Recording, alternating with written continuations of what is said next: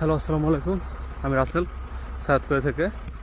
So আমাদের চারপাশে দেখতে পাচ্ছেন যে কুয়াশায় আবচ্ছন্ন।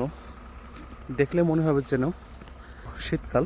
কোরিয়াতে এখন গ্রীষ্মকাল চলতেছে, কিন্তু ওয়েদারটা এমন হয়ে গেছে যে এই যে গরমকালেও তুষার পড়ে।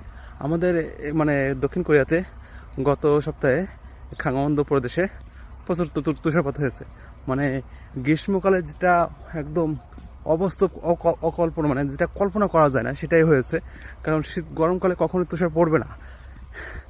এখন প্রকৃতি যে এমন বিরূপ আচরণ করতেছে তা ভাবার বিষয়। সো দেখতেই পাচ্ছেন যে ওয়েদারগুলো যে একদম ফুল। এখন সকাল 8:30 বাজে, ফুল এখনও অন্ধকার। মানে মনে হচ্ছে যেন চারিদিকে ধোঁয়ায় আবচ্ছন্ন, কিন্তু এত মানে প্রচুর পরিমাণে